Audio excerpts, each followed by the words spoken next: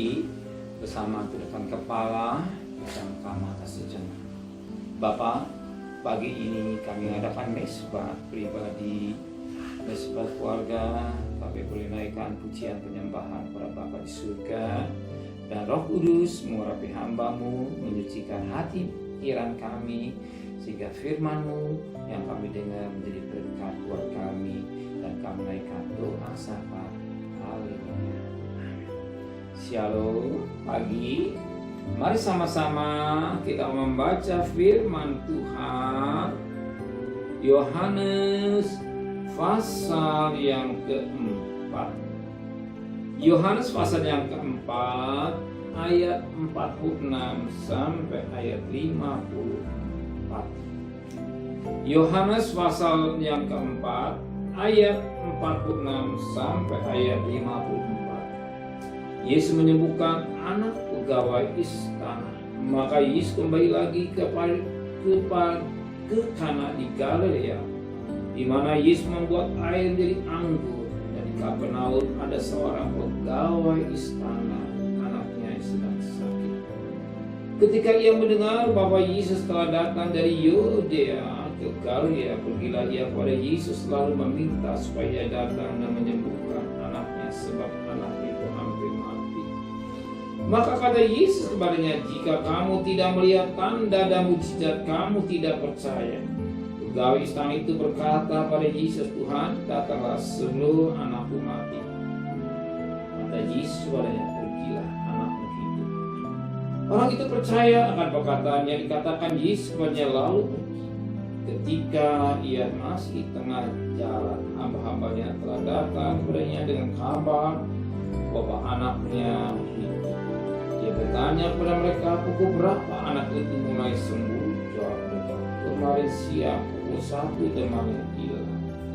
Maka teringatlah ayah itu bahwa pada saat itulah Yesus berkata kepadanya, anakmu.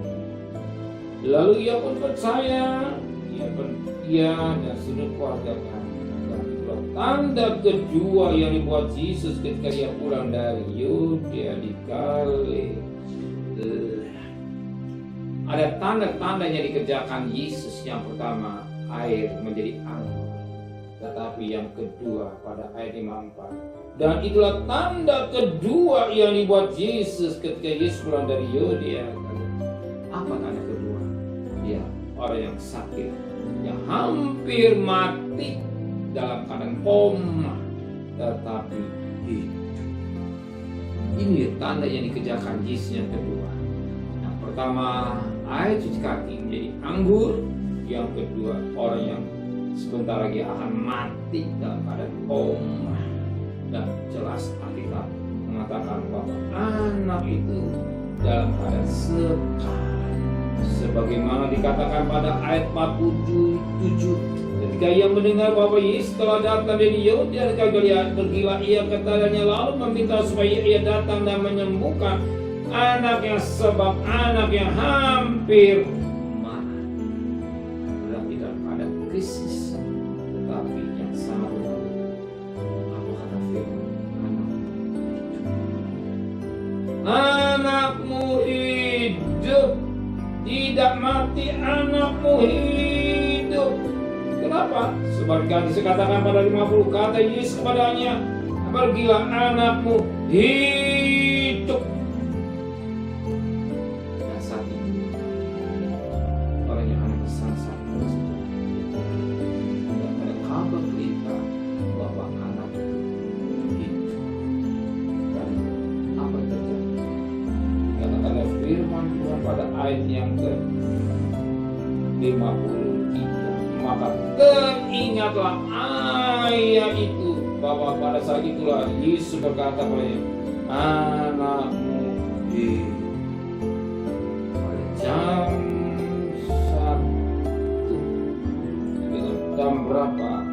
Pada jam 1 demamnya hilang. Penyakit krisisnya tepat persis dan tidak ingat firman kita sekali-kali. Pertolongan Tuhan tepat persis dan tidak pernah terlambat dan tidak pernah tergesa. Orang tua sudah pada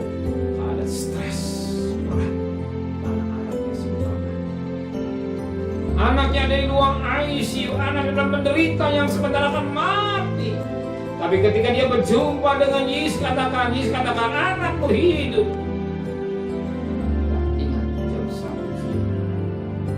Ketika dia pulang dengan percis dan kali ini kau sudah punya masalah. Lari-lari kaki Yesus. Berseru dari kata Yesus. Dan dikatakan anak hidup. Pertolongan Tuhan hari ini. Saudara-saudara, Tuhan tolong hari ini. Masalah saudara, mobil saudara, pergumulan saudara, situasi ekonomi yang tidak menentu, apapun, kita lari kaki Yesus, kita pegang tangan Yesus, kita jamah jumpa Yesus, kita peluk kaki Yesus, kita katakan, mari ditolong, saudara ditolong, dan jelas anak dalam krisis, keadaan krisis, krisis ekonomi saudara, krisis pekerjaan rumah tangga, atau bisnis apapun, atau tidak bisnis mau beserta. Tapi hari ini katakan anak itu ekonomi dipulihkan. Ekonomi saudara dipulihkan Tuhan, atau Tuhan tolong saudara. Amin. Bapak Tuhan tolong saudara, Tuhan buka jalan hidup saudara. Amin. Dan pertolongan Tuhan tepat persis dan tidak pernah lambat. Iman dengan Tuhan. Mari sama-sama di depan Tuhan. Pejamkan mata, menteraikan firman hati kami, kembalikan besok pagi dulu yang sehat dengan tidak kurang satu apapun juga. Berkati Bapak Presiden, Wakil Presiden, para Menteri, para Gubernur, para Bupati, para Wali Kota, para camat, para lurah, pada RW, para RT, para medis, para Polri. Berikan mereka sedang kasih. Terimalah berkat nikmat dari Allah Bapa, cinta kasih sayang dari Tuhan Yesus Kristus, dan berkat terus menyertai saudara mulai hari ini sampai Maranatha Tuhan Yesus yang cinta dia. Katakan amin.